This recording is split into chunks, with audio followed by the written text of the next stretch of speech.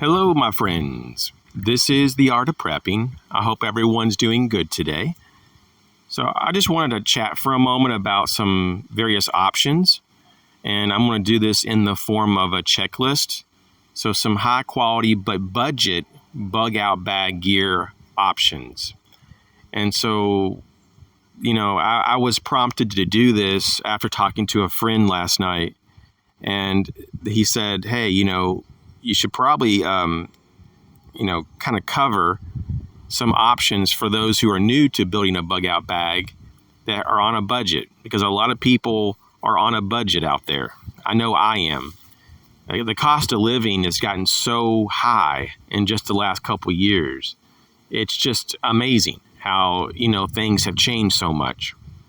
So maybe in the past, you had a little extra money every month, but maybe now you don't. Maybe you live paycheck to paycheck.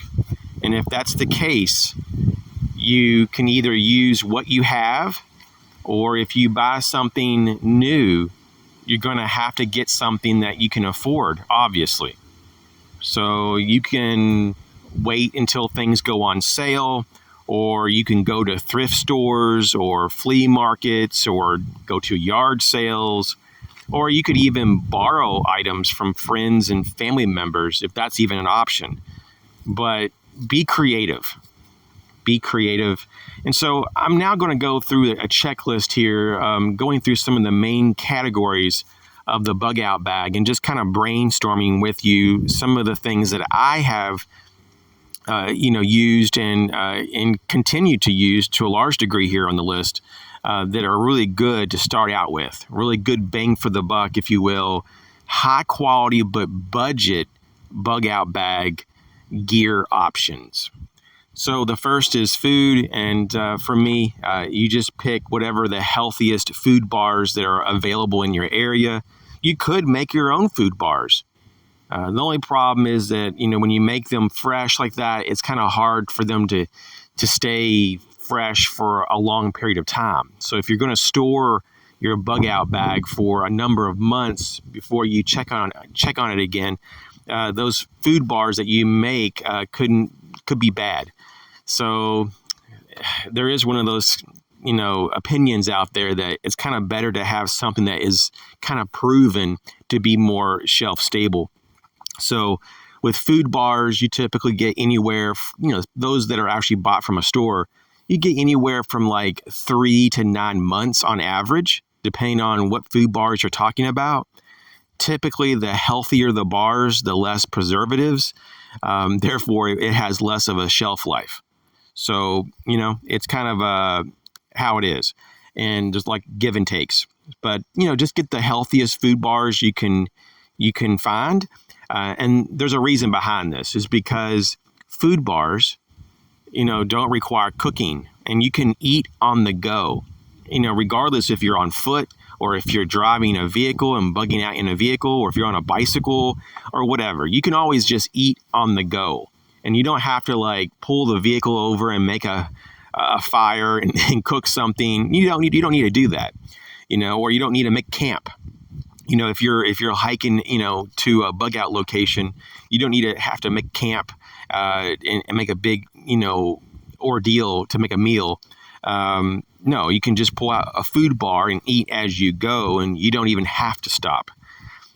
The next is water. So, in my opinion, it's really awesome to kind of go lightweight. I like the Nalgene bottles, but there is a possibility that you might need to boil water. So, they have this brand called Clean Canteen, and they are really good. You catch them on sale. They're not that bad. It's a single-walled stainless steel canteens. They come in different sizes. They call them canteens, but it's more like a stainless steel water bottle. But those are really good. The Sawyer Mini water filters are still, in my opinion, really good for the money. Yes, you can get some different filters that can filter more than the Sawyer Mini and all this, but we're talking for the best bang for the buck. I still think that the Sawyer Mini is one of the best. Now, in terms of tools, we don't need to go crazy. We're bugging out. We're not making camp. We're not camping. We're not, pioneering. We're not. We're not building a house. We're literally just moving from point A to point B. Some people make the argument that you need a handsaw. I mean, I don't know. I kind of don't think so. Unless you really think that you're going to be camping multiple nights because you have that much of a distance to travel.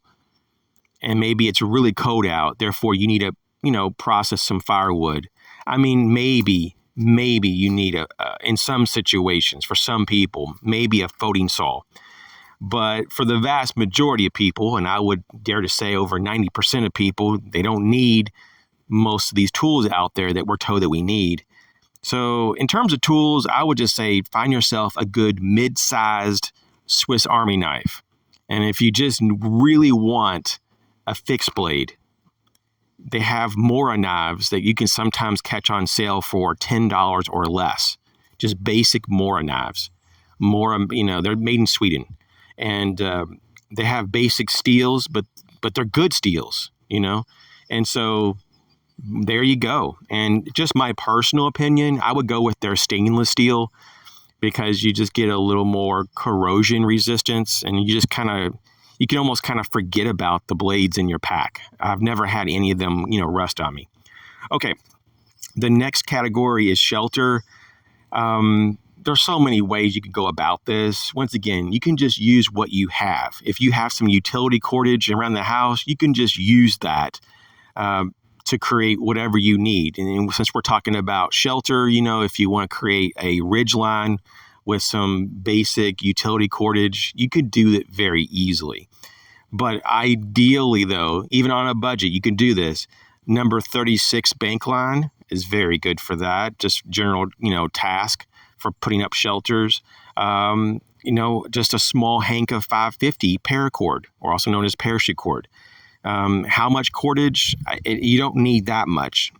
Typically the rule of thumb when you're trying to go bare bones like this is somewhere between 25 and 50 feet. There's somewhere in between there, or one of those numbers is probably the sweet spot. I personally tend to kind of gravitate a little more toward like the 30-foot hank, when I'm trying to do like a very scaled down, kit system. But my larger kits typically have around 50 feet of parachute cord. Okay, and the next is going to be like some kind of sleep system. In a lot of areas, though, during the summer, you don't even really need a sleeping bag. At least in my area, it's like in the 80s and 90s off and on in the summer. At night, you're lucky if you get into the lower 70s. Sometimes you can get into like the upper 60s and stuff. And so, but that's so warm, and you don't need a sleeping bag. So what I would say is you can get some contractor style garbage bags or waste bags, and you can just crawl into that if you start to get a little chilled. You can get a bivy sack, which is kind of like just a reflective material that is in the form of a sleeping bag, and that can help reflect some of your body heat back to you. That's probably at the most what all you'll need. Some tarps, that's going to be, very helpful. Tarps are awesome.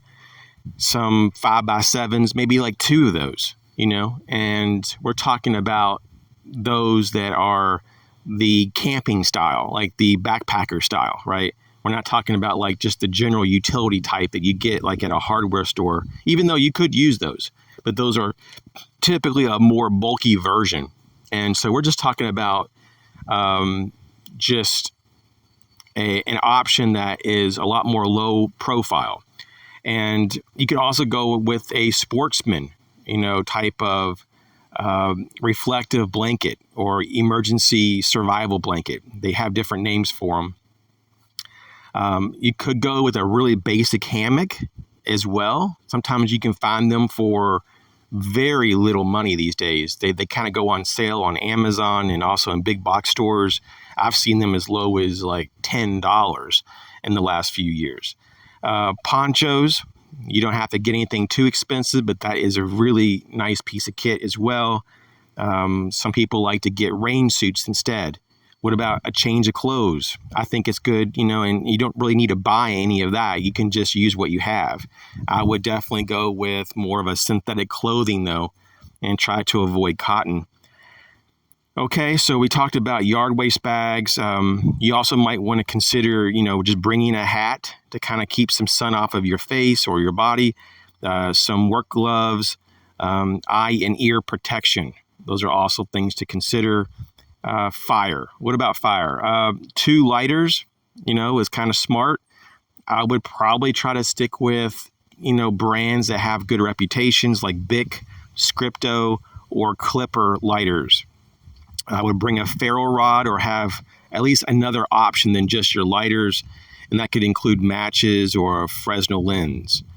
And of course, have some tinder. You could just bring a few sheets of paper. That's some tinder.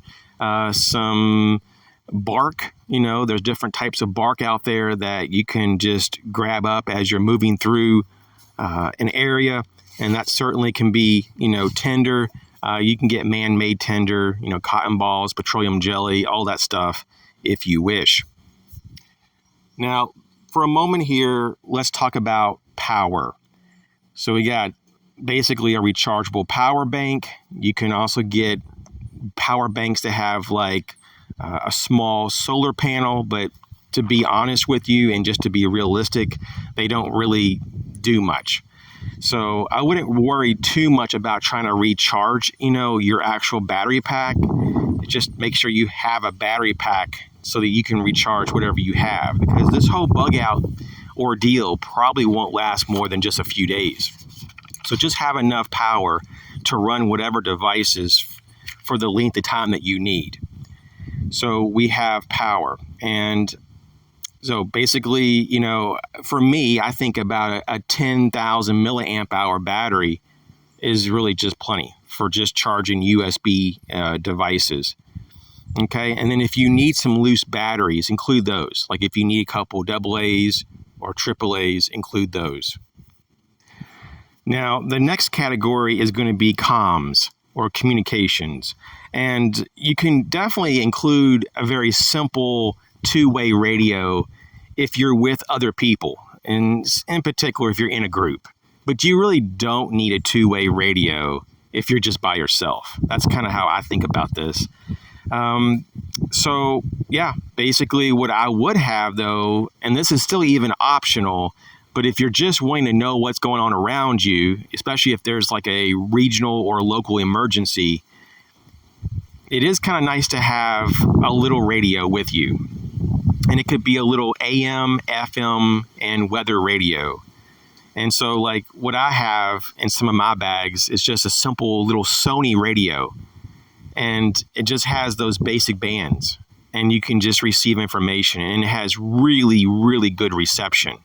Has a very long antenna that comes out the top, and basically it's very energy efficient. I think mine takes like 2 AA's, but it's just, I think it's like close to 100 hours of runtime. I mean, it's incredible, very efficient radio, and once again it's a Sony brand. Also, part of comms could be signal mirror and a whistle, part of your signaling gear. And then, of course, you have first aid. And this includes, some type of trauma supplies. And maybe you don't have the skills or the knowledge to do a lot of, medical type of intervention, but at least try to know the basics and have the basic supplies. So I would say that at least, have like a tourniquet and some, hemostatic agents and a few bandages and gauze pads, things like that. And I think you know what I'm talking about. So at least some type of basic compact trauma kit. And then, of course, a few miscellaneous first aid items as well, and maybe some medications. And I just want to kind of mention, though, that tweezers are so helpful. If you have a tick on you or if you have a splinter, I got tweezers stashed everywhere. They're just really great. And of course, if you have a Swiss Army knife, a lot of them have tweezers built in, so you don't really have to worry about getting an extra set unless you just want to. Okay, the next category is light. light is so important. And I personally keep several forms of light in my bag, but at the very minimum, at least have an option. And so a headlamp. Now, there are so many good brands nowadays. It's like you can just kind of pick, just kind of do your research, though, because some brands are kind of hit and miss in their quality. And so you might get lucky and get a good one, but you might also not be lucky and get a bad one. But I like Through Night. I like the Through Night brand, and I have several of the Through Night headlamps, and I have a whole collection of their handheld lights. And I haven't had any problems over all these years that I've been buying Through Night. But then there's other people who have this, this thing for Olight. Maybe Olight is for you, or, you just do your research. There's just so many good ones out there. Okay, we also have repair. The category of repair is really important as well. And, I just keep it real simple. Besides the cordage that you have for your shelter that could be used in a pinch for repair, and of course, you always want to have a little more extra cordage than you think you need, just because you can also use it for, you can designate, some of it for repair. But tape. And of course, people have a lot of different opinions on what's the best tape out there. Some people, they love electric tape for certain applications. Some people love duct tape for certain applications. Some people like gaffer's tape for certain applications. There's so many different types of tape. So I'm not going to get into that. I'll just tell you that I like Gorilla Tape. That's my form of, duct tape. And you have to just figure that out. But a lot of us have tape. And you don't need to bring a whole roll. You can simply just, use what you have. And cash. Now, of course, this is a budget bug out bag, if you will. So whatever you can afford, even if it's just $10, put some cash in there, put it in a little Ziploc bag, or just try to waterproof it as best you can and tuck it away in your bag. I would say put as much as you can afford in there, because if you get to a situation, you might find yourself needing to, use a hotel or a motel or buy food or something, or, get a ride, and it might cost you a few dollars to do that.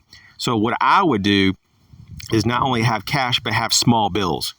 Have just a small, stack of ones, a small stack of fives, a small stack of tens, maybe a few 20s in there. And, that's going to give you some capability. And so the next category is going to be having a copy of your IDs, and a notepad and pencil or a pen, just some miscellaneous items. We don't really want to just forget about that. And so just for a few cents, you can go to a copy machine and make some copies of your IDs just to have in case, you lose your wallet, or, you get robbed or whatever. It's good to have, some credentials, backup copies of credentials. A local map, maybe even a regional map. Those are good to have. You can sometimes, find them for free, depending on where you look. A lot of people, in their camping gear, they have a compass, and there you go. So you may not even need to get a compass, but it is good to have a way to orient yourself, especially if you're under a lot of trees. Like if you're under canopies of trees and you can't really figure out where the sun is, boy, it sure helps to have a compass. Okay, and moving forward here, we have the bag. The bag is a real big deal. So, we have all this gear, but what about the bag, the container to put it all in? So, this may not really be the most optimum for most people, and there's a lot of people who would kind of cringe at me saying this, but to look at a book bag, we're talking about if you're on a serious budget. Okay, you can use what you have. Once again, just remember that. You might already have a backpack, and if you do, just use it. You can always use it. So if you just don't have any kind of backpack, and you went to the thrift store and they don't have any, you go to a yard sale or a flea market, you can't find any, you don't know anyone to borrow one from, then when they have the back to school sale every year, especially the big box stores, you can typically find school bags, book bags, especially when they're on clearance for very little money. Like, no joke. I mean, between $10 and $20 for brand new backpacks. I have to say, though, of all the brands for school backpacks, and I'm not saying this is the only one, because there's other brands too, but the JanSport brand, you know, is an awesome gray man style bug out bag option. And you do have to kind of do your research, because they have different models, and some of them have different materials they use, and some of them are a lot more robust than others. But literally between like $30 to $50 at normal price, like street price, you can get a really good JanSport. And of course, if you catch them on sale, they're even a lot cheaper. So it's just an option. Okay, for self-defense, we can look at just simple pepper spray. Sometimes you can find that for like $5 or even less. But once again, you can also just use what you have and the skills you have.